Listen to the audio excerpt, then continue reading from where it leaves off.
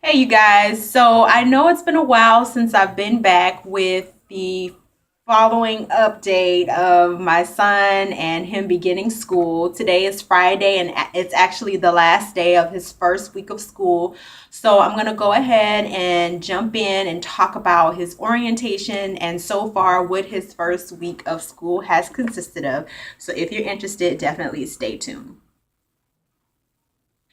Okay, guys. So for his orientation, it pretty much was very simple. If your child was going to kindergarten for the first time, everybody knows that elementary school is usually from kindergarten to elementary school, and they had it broken down. So if your child is going to kindergarten, their orientation is going to be different from like the fifth graders, so for kindergartens, they have like their own orientation, and then like the other grades, they have their separate orientations as well. So you don't really have to worry about not understanding what's going on because the principal or the staff is not really talking to new parents. They're kind of talking to kids that's already been there because you're going to have your own personal conversation that's going to be talked about just for kindergartners, that's going to pertain to just kindergartners. And really, what it was like I said, today is Friday, and our orientation was last Friday, which was the Friday before the Monday that school started. And you go into an auditorium or a big room. It might be a cafeteria or an auditorium, but for us, it was an auditorium. And you got to meet the principal, and the principal just basically goes over safety rules, how kids are dismissed, kids who stay after school, car riders, basically just giving you basic information about the school as a whole. She'll tell you about the mission statement, certain things that she believes as principal. She will also introduce, an assistant principal or, office staff and things like that as well. But it's pretty much basic and to the point. So that's pretty much what it's all about. And then for me, in my experience, once that was done, she dismissed all of the parents and the kids to their homeroom teacher. So basically, once you leave the auditorium, you'll have like other teachers that will help parents find their child's teacher so that they can go to their child's classroom. And then once all the families have gotten to their child's classroom, then the individual children's teacher will kind of discuss their classroom, their rules, so on and so forth. And I highly recommend that you ask a lot of questions in this setting, not necessarily the one where you're talking to the principal, but definitely when you go into the classroom, that's going to be the greatest time, the best time to discuss issues that if your child has special needs or something like that, you want to go ahead and tell your teacher that information at that time. And but anyway, the teacher, she just talks about her certain rules for her specific class, certain things she might need you to get. She had given us a supply list and a wish list of things that she was going to need for her classroom. And then, she gives you some other things like an information card that, has questions about, your child, what your child likes, what they don't like, just to kind of give her an idea about each individual child. And again, it gives the parents time to just ask questions.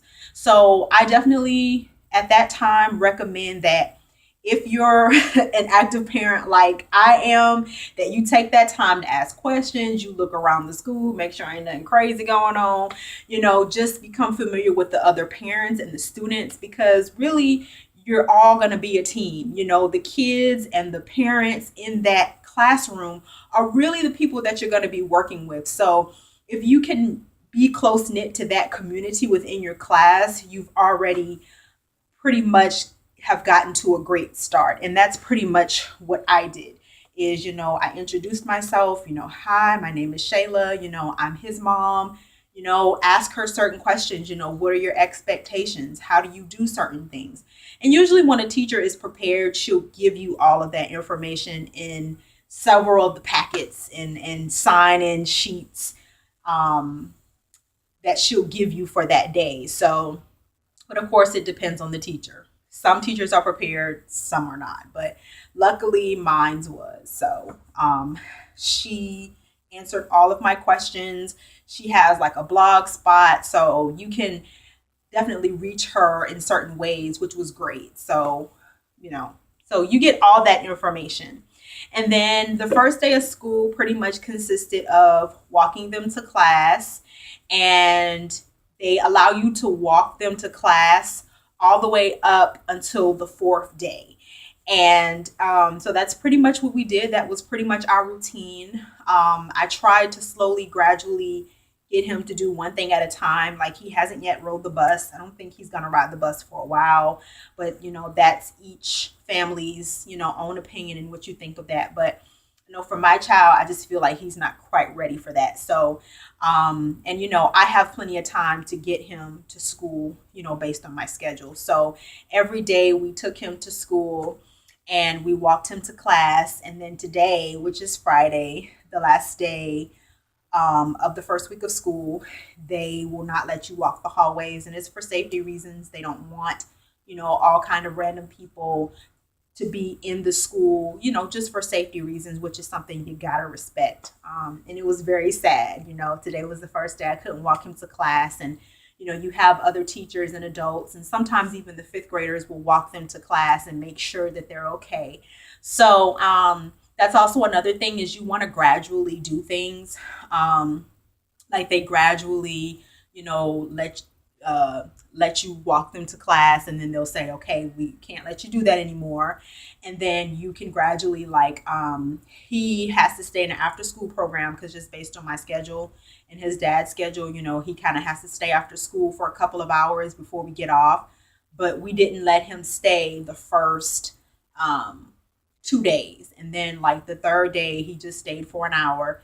Today, he'll stay maybe like 2.5 hours, and if he likes it, then, we'll feel more comfortable. But we just didn't want to let him ride the bus, let him stay after school, let him do, just completely throw it all on him. I mean, that could be a lot for a child that's just now learning all of this, and this is their first time experience. And it could be a lot for a parent as well. Like, hey, one thing at a time.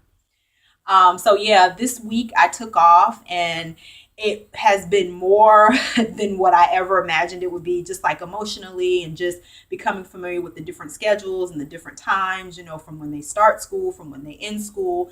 So I'm glad that I took this time off to just stay focused on what I have to do and how he's doing and things like that. And my husband did as well.